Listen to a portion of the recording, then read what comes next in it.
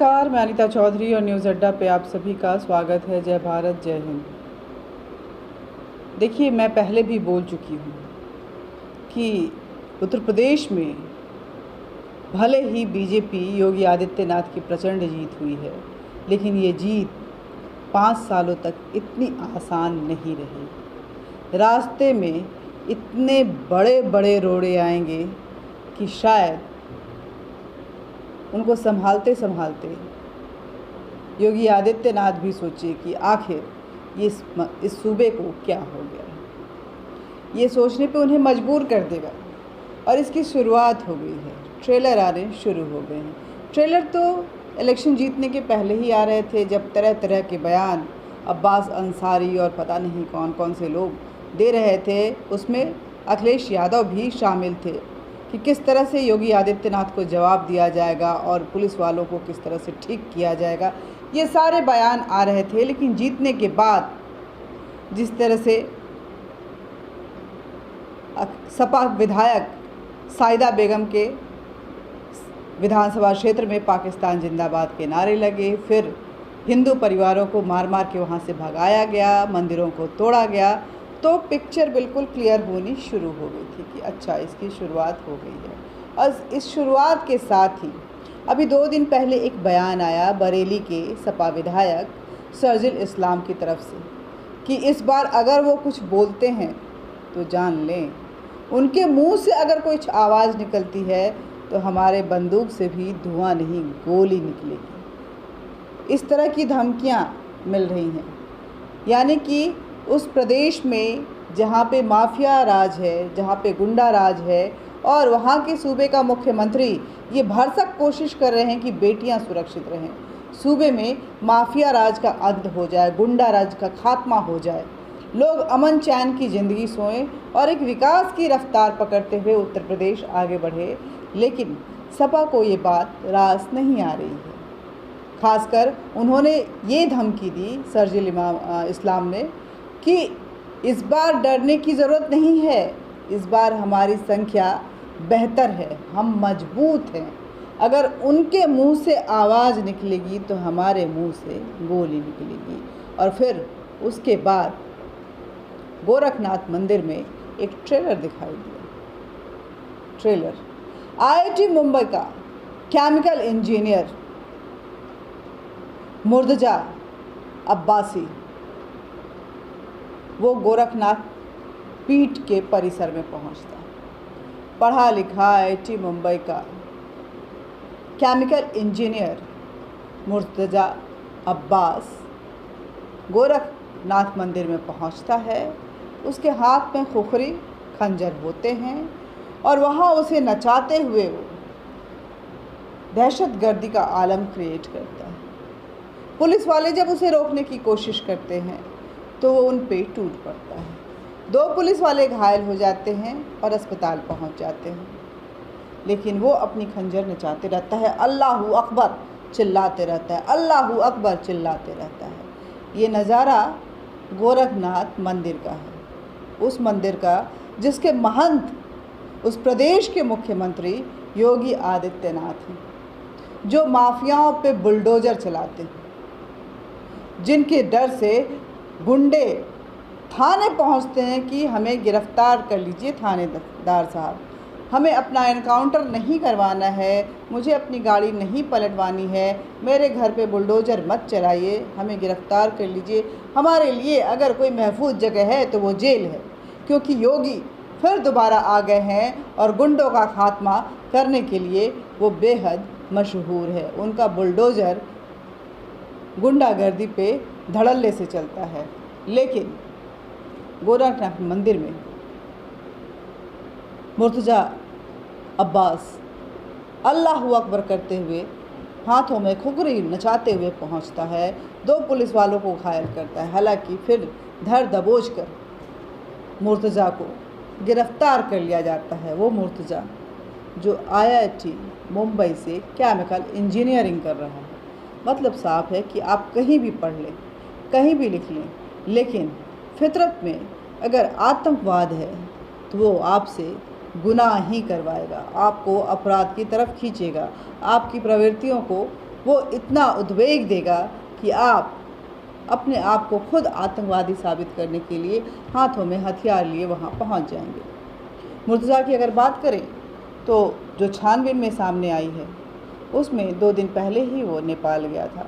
नेपाल से उसने ये खोखरी खरीदी थी और उसके बाद मंदिर परिसर में आया था। उसके पास से कुछ दस्तावेज भी मिले हैं।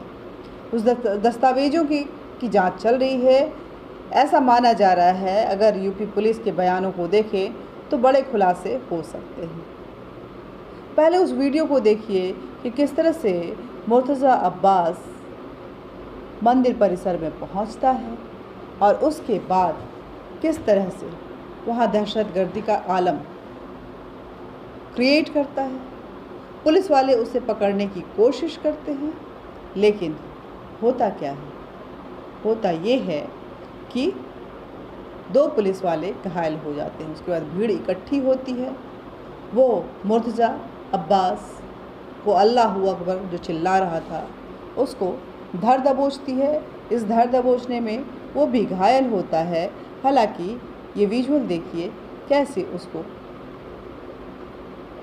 पकड़ा जा रहा है और वो किस तरह से दहशतगर्दी करवा रहा है। ये विजुअल मैं बार बार आपको दिखा रही हूँ क्योंकि ये देखना बेहद ज़रूरी है। मैं इसलिए बोल रही हूँ क्योंकि रास्ते इतने आसान नहीं हैं। योगी आदित्यनाथ को सतर्क रहने की ज़रूरत है क्योंकि जीत प्रचंड है और दुश्मन भी ताक में है। ऐसे में घात कभी भी लगाए बैठा दुश्मन हमला कर सकता है। चौकन्ना रहने की ज़रूरत है क्योंकि इस बार नंबर सच में पिछली बार की तुलना में ज़्यादा है। 37 मुस्लिम कैंडिडेट सपा की तरफ से विधानसभा पहुँचे। टोटल संख्या 130 समाजवादी पार्टी की है और अखिलेश यादव भी बेलगाम नज़र आ रहे हैं। यही वजह है कि चाचा शिवपाल भी थोड़े से विफरे नज़र आ रहे हैं, अपनी रास्ते तलाश रहे हैं और ट्विटर में भगवान राम को याद कर रहे हैं। आगे आगे रास्ते में क्या क्या रोड़े आएंगे और कौन कौन से मंजर देखने होंगे ये तो बाद की बात है, लेकिन किस तरह से घायल सिपाही को देखने योगी आदित्यनाथ अस्पताल पहुंचते हैं ये भी देखना ज़रूरी है। और ज़रूरी है ये समझना भी कि आखिर ऐसी क्या बात हो गई है जो उत्तर प्रदेश में योगी से हर किसी को डर लगने लगा है। योगी का खात्मा एक ख़ास समुदाय के लिए पहला मिशन बन चुका है। हालांकि राजनीति योगी को उत्तराधिकारी मान रही है इस देश की, लेकिन जो ख़ास समुदाय है, जो मदरसा कल्चर में बिलीव रखता है, वो योगी से और मोदी के नफ़रत में इतना अंधा हो चुका है कि उसे विकास नज़र नहीं आता है, उसे हिंदुस्तान नज़र नहीं आता है, उसे बर्बादी और सिर्फ़ इस्लाम नज़र आता है। मदरसे में पढ़ाया गया वो हैवानियत नज़र आता है जिसमें जिहाद के रास्ते जन्नत नसीब होती है और उस जन्नत में 72 हूरें उसका इंतज़ार करती हैं। उन 72 हूरों के साथ जिहादी अपने तमाम अरमानों को पूरा करने की ख्वाहिश रखता है, लेकिन जीते जी धरती पर मिली इस ज़िंदगी को जहन्नुम बना के जाता है। जय हिंद, जय भारत। देखते रहिए हमारे इस YouTube चैनल जिसका नाम है न्यूज़ अड्डा इंडिया।